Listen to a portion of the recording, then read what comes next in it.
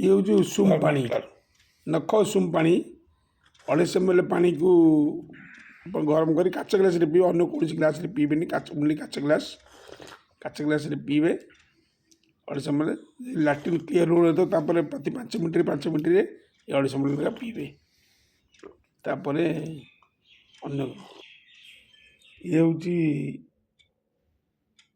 मेथी जुआनी जीरा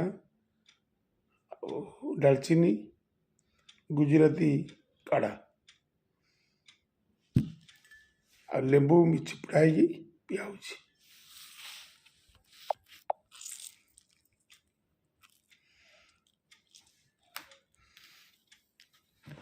काढ़ा प्रस्तुत हो जाए।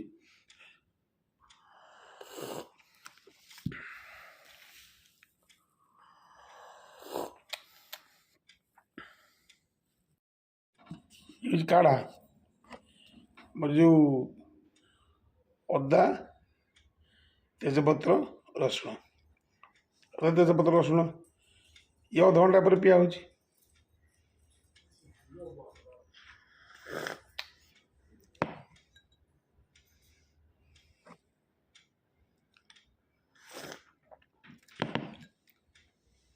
ओबेसिटी कमे पे सब कार्यक्रम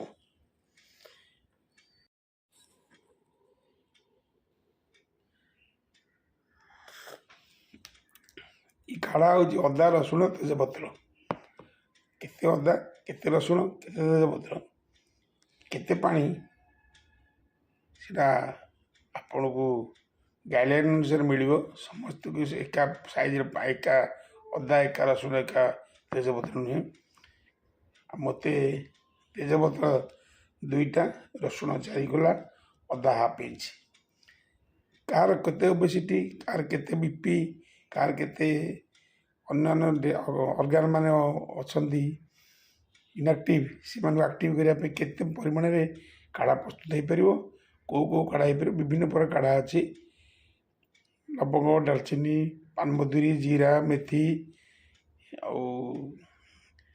डालचीनी एमती सब विभिन्न प्रकार काढ़ा प्रस्तुत हुए तेजपत्र अदा रसुण क्या कौ काढ़ा केवल गाइडलाइन रे आप रोग नहीं डिजीज नहीं प्रस्तुत कराए। ये तीनोटी पानीय खाइला परे आपन को एक्सरसाइज करिया पड़ियो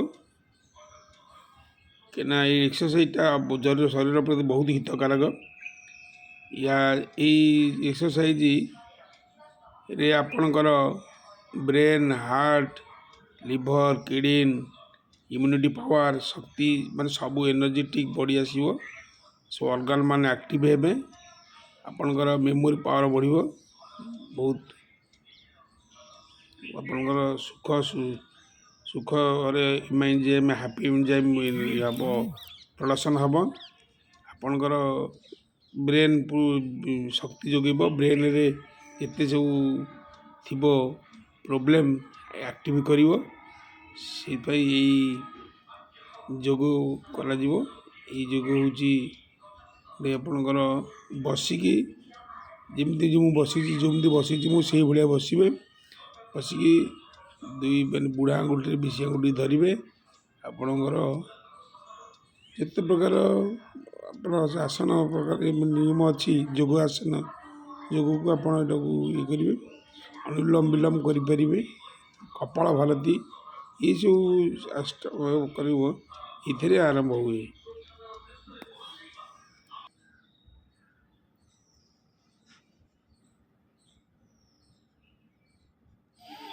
काढ़ा पीदेला ये सब कम कपाल भारती अनुलोम विलोम ये सब कर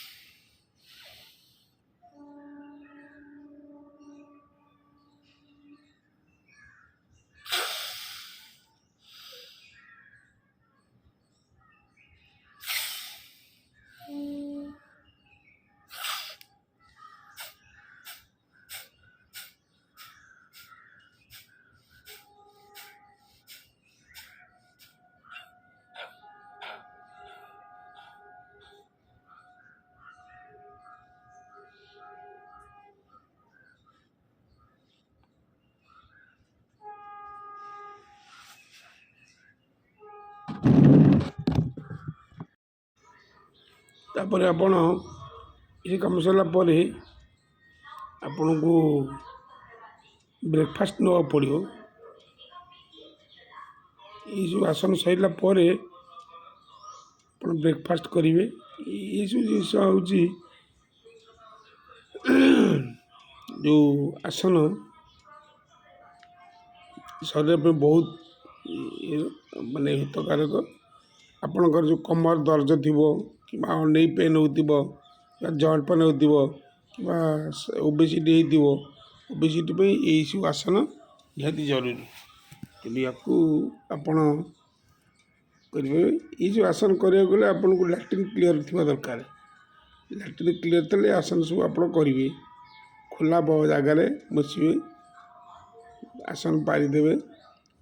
ଆସନ ପାଇଁ ଯୋଗ ଆସନ ପାଇଁ ଗୋଟେ ଆସନ କିଣିଦେବେ, ତାକୁ ବୁଝେଇବେ। ଆଉ କେଉଁ ସମୟରେ କରିବେ ଆପଣଙ୍କର ତଳେ ସ୍ପଟ୍ କ୍ୟାମେରା ଅଛି, ଆପଣ ଦେଖୁଛନ୍ତି। କ୍ୟାମେରାରେ ଲେଖା ହେଇଛି ଜାନୁଆରୀ 5 ତାରିଖ ଆଜି 2025 ମସିହା 6:35-36ରେ ଏସବୁ କାମ ହେଉଛି।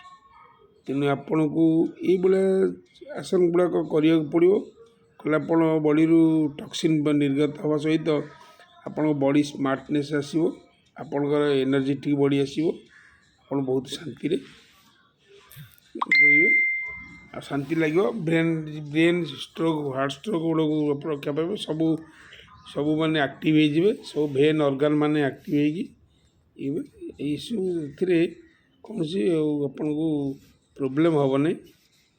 ତେଣୁ ଏଇ ଜିନିଷ କରିବାକୁ ହେଲେ ଆପଣ ପ୍ରତିଦିନ ଏଇ କାମ କରିବାକୁ ପଡ଼ିବ। ଏଇସବୁ 50 ବର୍ଷ ଆପଣ ଡେଇଁଲା ପରେ ଯେଉଁ ରୋଗ ବାଗ ସବୁ ହେବ, ତାକୁ ଆଉ କେବଳ ଏଇ ଯୋଗ ଆଉ ଖାଦ୍ୟ ମାଧ୍ୟମରେ ୟାକୁ କଣ୍ଟ୍ରୋଲ୍ କରିବାକୁ ପଡ଼ିବ। ଅନ୍ୟ ମେଡ଼ିସିନ୍ ଆପଣଙ୍କର କିଛି କାମରେ ଆସିବ ନାହିଁ। ମେଡ଼ିସିନ୍ଟା କେବଳ ହେଉଛି ଇନଷ୍ଟାଣ୍ଟ ରିଲିଫ୍।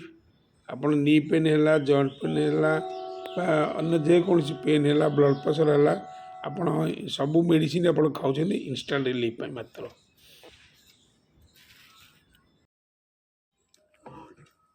ଏ ବ୍ରେକଫାଷ୍ଟ ସନ୍ତୁଳା ରୁଟି,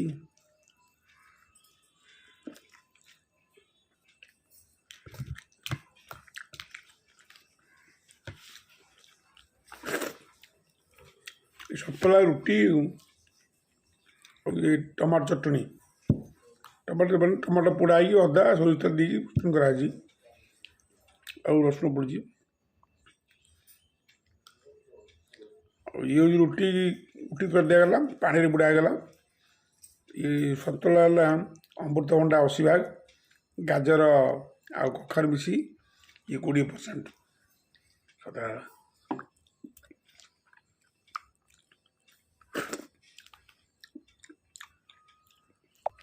ଖାଇଲା ବେଳେ 32 ଥର ପୁରା ପାଣି ଭଳିଆ ଚୋବେଇବାକୁ ପଡ଼ିବ।